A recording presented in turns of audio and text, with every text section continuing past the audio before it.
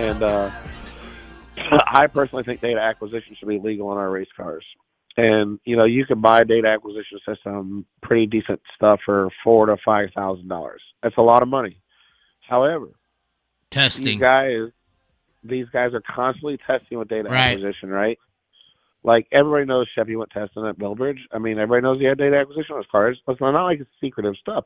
These guys are all doing it. I'm not saying that's what made them win the race, right? They're the smartest guys in the business, Kevin and that bunch, and Chevy's one of the best drivers in the country, so there's no denying any of that, right? But people are constantly testing with data acquisition on their car. Well, you're not renting a track for under $1,000, and then all the stuff you burn up when you do go test. So it's really expensive to go test, and if they could say nobody can test with data acquisition in the whole country and police it, well, then fine, we don't need it, right? But that's not what's happening. I mean, it's kind of what NASCAR The people did, who right? can afford to privately test are getting data acquisitional information. Just it's not on a race night. It's just not on a race night. Yes, so they're getting further and further ahead of those who can't do it. And like Keith Berger with AccuForce, he does tons of data acquisition testing. He goes out there with people, right?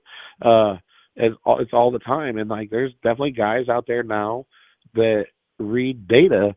And so when I started racing, our cars flopped all over the place. I could feel my right front moving 4 inches, right? Now my right front moves. The difference on these cars being good or bad might be whether your right front's a quarter to a half inch high or low, or your right rear's a quarter to a half inch high or low. I can't feel that in my race car. Like it's almost impossible, right? You need data to know. You need the great crew chiefs on the outside that know exactly what the attitude of the car needs to be, and that's not easy to do because the right rear may look like it's dipping, but it might be because the right front's high. Right. So everything's on an axis. Wait to the right rear. So it's not easy, and that's the difference right now that you see between the haves and the have-nots.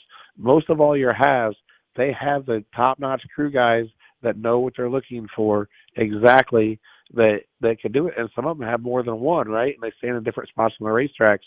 So and they got the testing and the data acquisition. Yeah, so let's just think about this.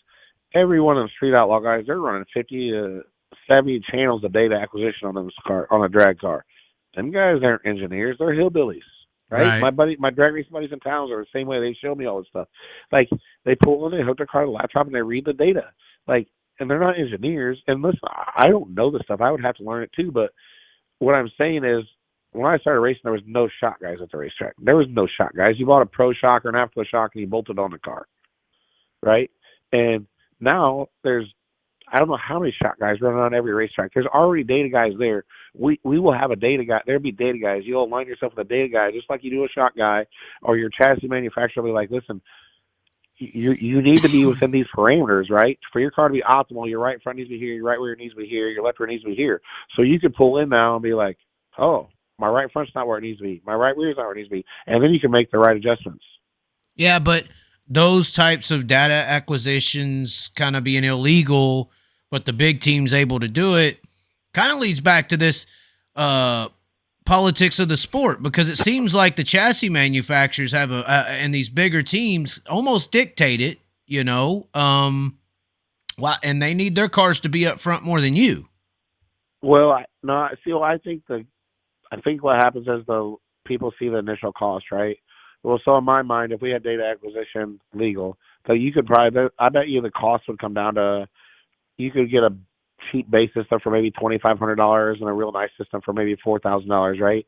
Well, when that system's done, it's still going to be worth good money, right? It's not like it's going to decrease value. Right, and used. You might have to replace a sensor here or there, or fix a cable or fix a wire on it. It's not like you're going to have to constantly keep buying more stuff, right? So, but the local guy, I feel like it scares people because they don't know anything about it, so it scares you, right? Like if you're not a computer guy and you don't know anything about computers kind of scare you. So it's just kind of like one of them things, like it's the unknown, and people think, oh man, I wouldn't be able to do it. Well, no, you can do it, but you got to do it to understand it, right? And if they realize now we're not guessing, we're making educated we're not even making guesses. We're making, we're fixing problems because we know the actual problem, right? I feel like you could make a lot more money and be better, because I tell all my guys that I help, like, it's so expensive to go to the racetrack. Why do you want to go there with your stuff not right? Right. Well, Like, I don't care. a guy just commented. He said, "But if you give those engineers the same data, you eventually end up in the same spot, just spending more." But I don't know. You're basically saying data acquisition, and a lot of people may not understand this. And your point in being an advocate for it, it's happening already, but it's only allowed for those bigger teams who can rent tracks and go do the homework on their own. That's your main point there, right? Yeah, my main point is I could get it right now and go to Farmer City and test every week for $1,000 and Spoon River and Fairbury, and I could get all the numbers anyway, and I could go probably test every track I race at with data acquisition, but I got to rent the track. Well, if it's costing you $2,000 a night to rent a track, in 2.5 nights you're paying for data a whole system, and then you don't have to rent a track if it's legal. You're racing it for free, and then the more that gets out there, the more data guys, they're coming. And that's what people don't understand. It's coming. It's going to come. Every kid right now that's coming into the sport, they're going to school to be an engineer, right? If you're serious about wanting to be a race car driver in our sport right now, you're going to school to be a mechanical engineer. Like, and if you're not, you probably should be. Like, because that's where it's all going. And you're saying when we see Jonathan Davenport whipping around the Longhorn house car, he's not only there to test that car, but he's also there to see the numbers that data is showing. Absolutely.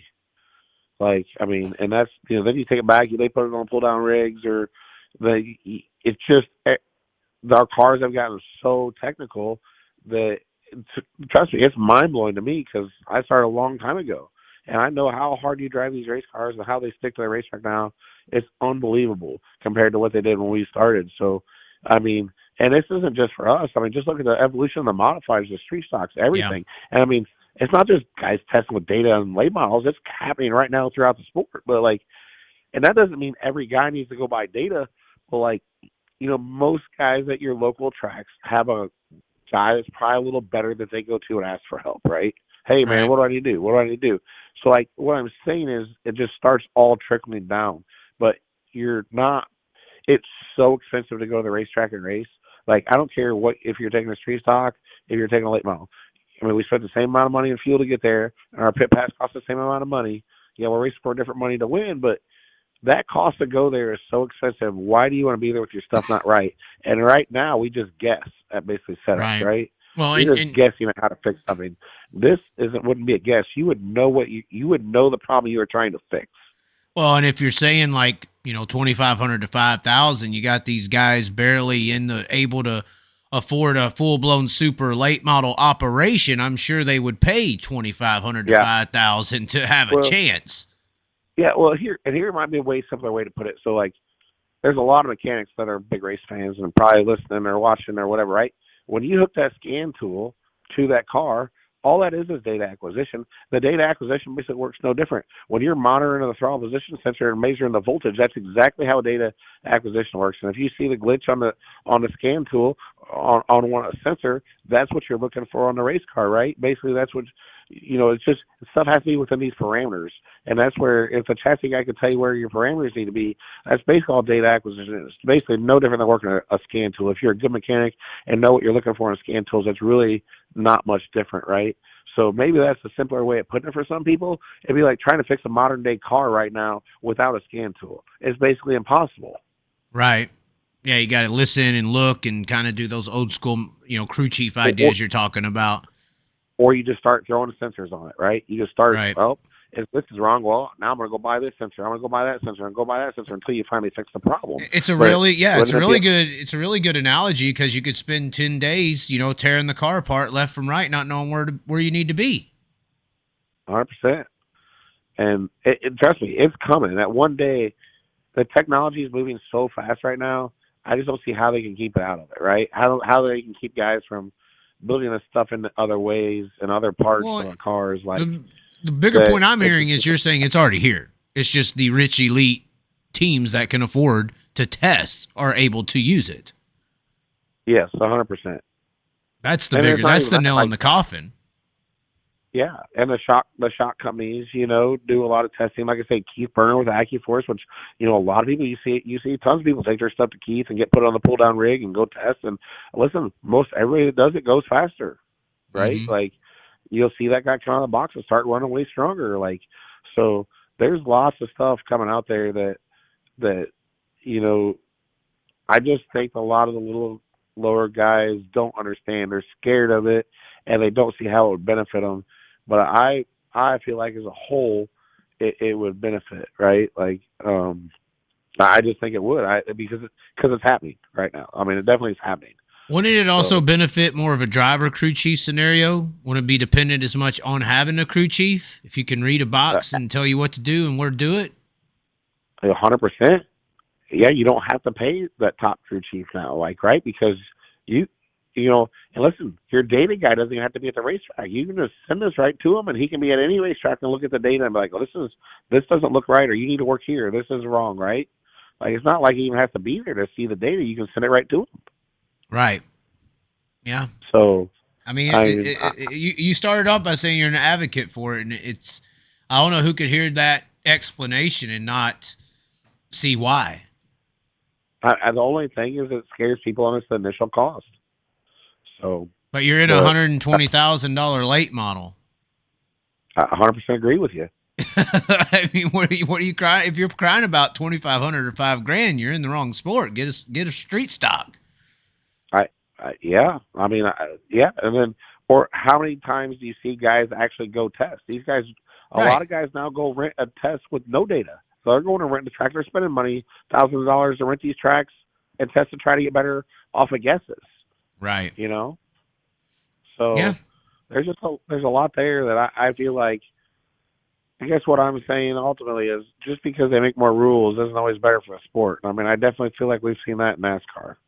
Right. Well, and you don't want to get there. You don't want to get there. Learn from the mistakes, not following them.